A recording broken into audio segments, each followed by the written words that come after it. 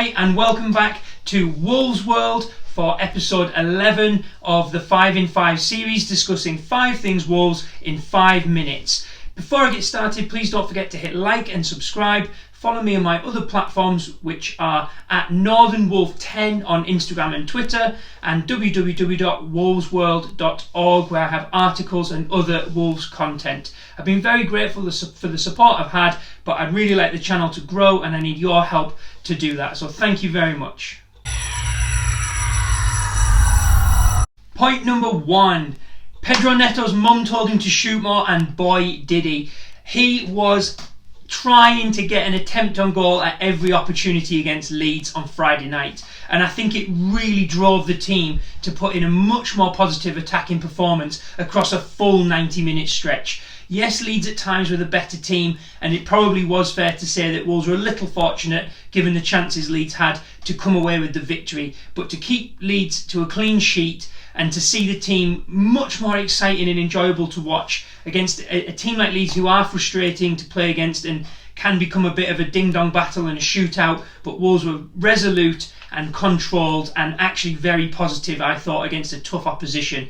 And Pedro Neto started that with the amount of shots he took, so well done on listening to your mum's advice there, Pedro. And I think Moutinho, Neves and obviously Traore, with the way the winner came about, followed suit, and we need to keep that up. It's very positive, keep it going.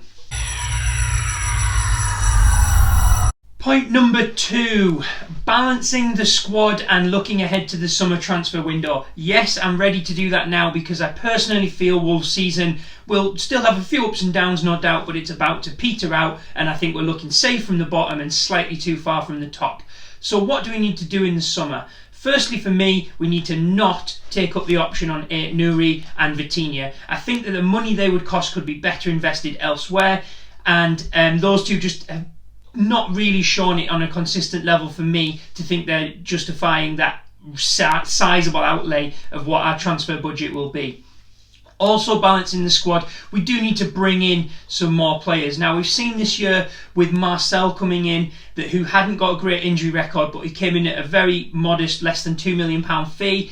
And although he hasn't probably worked out because of his injuries, I think sort of players of that expense, that value, maybe pick up a few on a free transfer, could be the sort of thing that help bulk the Wolves squad out. I do believe we need some real quality additions though, and they start with a central midfielder who's going to be very different to what we already have. Not another reason why I would go against Vitinha. We need a more forceful, powerful central midfielder who's willing to get box to box and try and get on the end of some crosses and tap-ins, essentially, which is two things Moutinho and Neves don't do.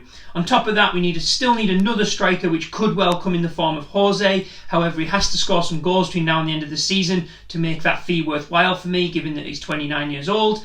And also a top quality centre-back, because we've seen the same defence come up through the Championship and into the Premier League, Europa League, and while they've done well, I think we need to just really strengthen there and bring some sort of confidence to a team that this is our centre-back, he's the man, let's build around him.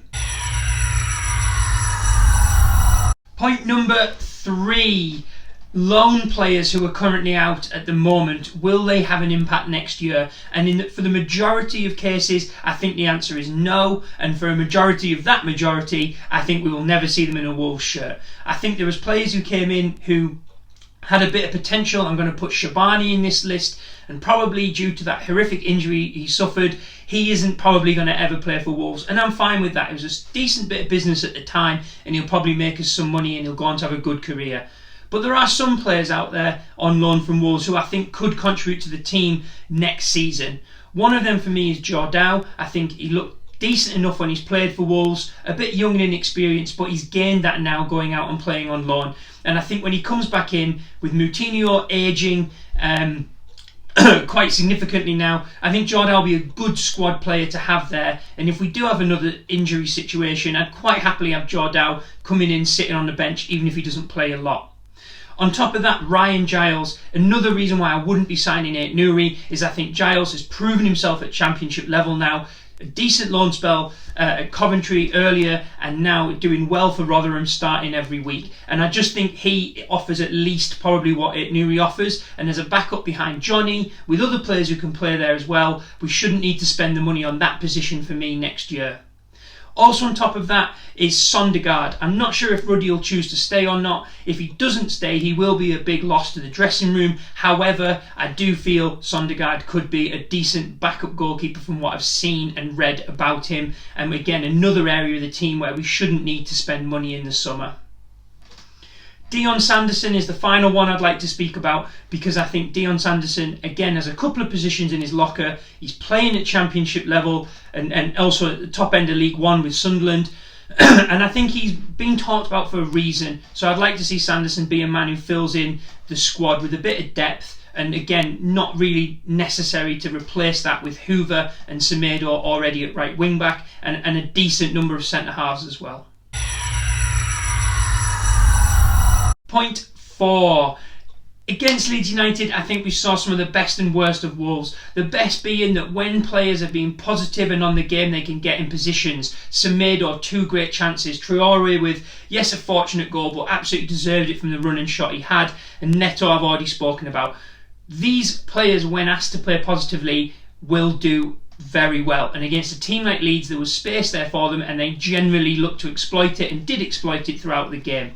However, the areas I think Wolves need to improve upon, from the Leeds game in particular and games slightly earlier when we were having a bit of a poor run of form, is crosses and aerial battles. Wolves struggled, and Cooper himself could have had 2, maybe 3 goals, and he's a pretty average centre-half at the Premier League level, and to let him get in for chances like that shows there is something wrong with either the line that Wolves are taking or their style of marking. And Wolves really need to sharpen up there, because on a different day Leeds could have had 3 or 4 just from the set pieces. Rafinha is an outstanding player, a player I'd love to have at Wolves, and his delivery really causes trouble. But the way that Cooper got in a couple of times was worrying. So yes, Wolves need to continue with the positivity, but if we don't shore up the chances for the other team from the free kicks and corners, we are going to struggle. Point number 5, and dare I say it, we are now only 10 points off Europe. Now that is a statistic figure that I wasn't expecting to say about Wolves maybe 2 weeks ago. I thought we were more likely to get dragged downwards, albeit I never thought we'd get relegated, and I still definitely don't. I do think that the season has possibly been sparked into a little bit of life given the past 4 matches, where Wolves have picked up a very impressive form has picked up to be very impressive, and if they continue that, they certainly will be in the push for the Europa League places. If you look at Wolves' fixtures and the fixtures of those around them and the form of those ahead of them, it's not unthinkable to say that Wolves could get into the top 7. However, I don't think it will happen, but it is worth bringing it up in discussion, taking on the positive side of things, which Wolves have not had much chance to be for a long time now. So on the positive side, let's see if we can sneak a couple more wins together, starting with Newcastle at the weekend, and maybe that Europa place might be up for grabs. That's all from me today. Thank you very much for watching the 5 in 5 series. Please hit like, subscribe and share, and I look forward to seeing you again for episode 12 later in the week. Bye bye.